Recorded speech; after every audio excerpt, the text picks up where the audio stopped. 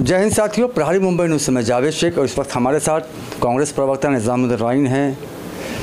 Sir, जिस तरह से अभी हरियाणा में आप लोग की हार हुई है, उसको देखते हुए वंचित बहुजन आघाड़ी के प्रकाश अंबेडकर ने 10 मुस्लिम कैंडिडेटों का जो है कि ऐलान किया, तो क्या आपको नहीं लगता कि महा विकास आघाड़ी के लिए एक टेंशन की बात है? देखिए, कोई टेंशन की बात नहीं है। और पहली बात तो यह है कि हमने हरियाणा का चुनाव हारा नहीं है। जिस तरह की धांधली और बेईमानी हुई वो देश की मीडिया ने देश के सामने रख दिया है। कांग्रेस का सुपर नेतृत्व जो है, जो दिल्ली में है, और उसने पूरी की पूरी वहाँ की 20 विधानसभा क्षेत्रों की सारी चीज़ों को इकट्ठा करके इलेक्शन कमीशन के सामने उन्होंने रख दिया है। अब देश के लोगों को ये तय करना है कि क्या हुआ है। आज देश का हर नागरिक इस बात को जानता है कि किस तरह की धांधली हुई, किस तरह से वहाँ काउंटिंग बंद की गई, किस तरह से ईवीएम मशीनों में चार्जेस बैटरीज के कैसे लाए गए, कैसे बगैर चार्जेस के लाए गए, वो सारी चीज़ें खुली हुई किताब की तरह है। इसलिए मुझे वहाँ के चुनाव से संबंध में इस बात का मुझे कहीं रंज नहीं है कि हम चुनाव हारे हैं।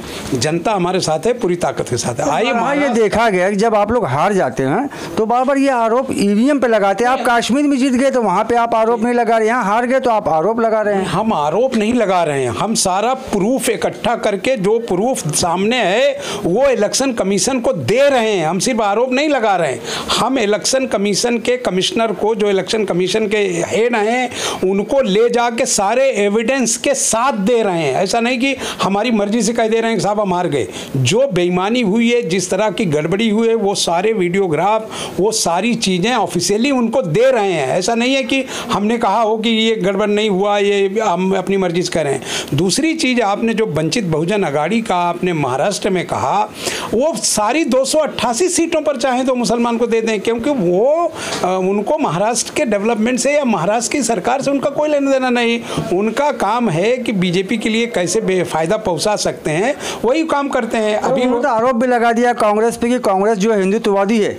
भी ऐसा है कि प्रकाश अंबेडकर जी को अच्छे से पता है कि वो कांग्रेस के साथ 2 बार 3 बार काम कर चुके हैं, पहले मंत्री भी रहे हैं, सारा कुछ है।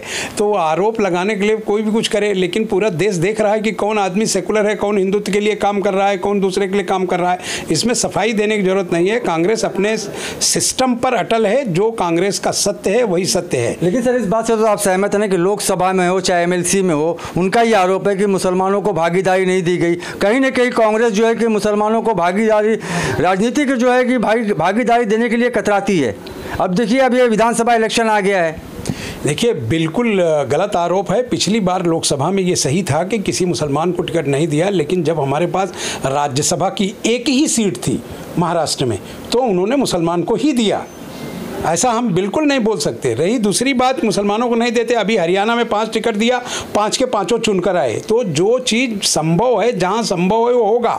महाराष्ट्र में इस बार मुसलमानों को बड़े पैमाने पर जो है उन्होंने असेंबलीज में टिकट देने के लिए सारी तैयारी। 6 टिकट नहीं साहब, 6 तो मुंबई में दे रहे हैं, उसके अलावा भी देंगे। दूसरी चीज़ है कि महाराष्ट्र की बहुत सारी NGOs, बहुत सारे साथी दल जो हमको मदद कर रहे हैं, उन्होंने भी ये कहा है कि मुंबई और महाराष्ट्र में मुसलमानों को ज़्यादा से ज़्यादा तो मिले।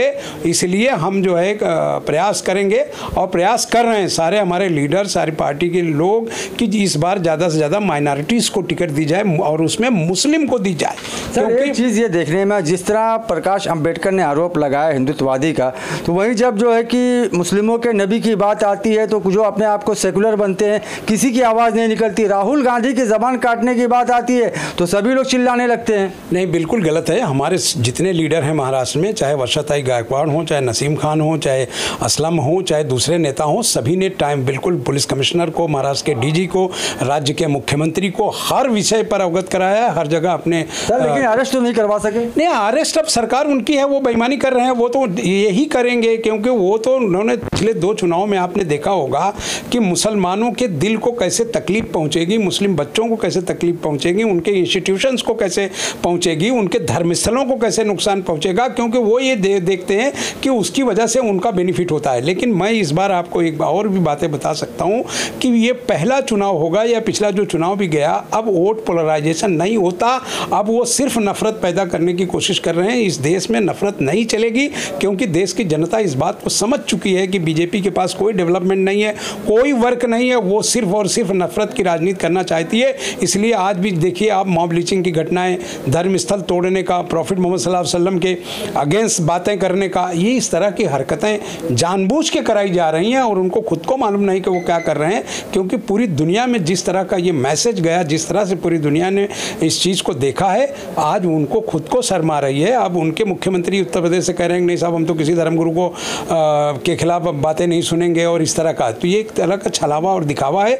आज भी उनके लोग जो है मॉब लिंचिंग कर रहे हैं, मुसलमान के बच्चों को मार रहे हैं। अभी भी जहाँ जहाँ उनको मौका मिलता है वहाँ के मस्जिदों में अटैक करते हैं, दरगाहों पे अटैक करते हैं। तो इस तरह की हरकतें वो करते हैं इसलिए कि उनको पता है कि शायद इसमें हमारा हिंदुत्व जागेगा और लोग हमें सपोर्ट करेंगे। लेकिन अब ये बदलाव आ गया है, अब लोग जो है काम देखना चाहते हैं और चाहते हैं कि आप डेवलपमेंट आपने कुछ किया है तो आइए।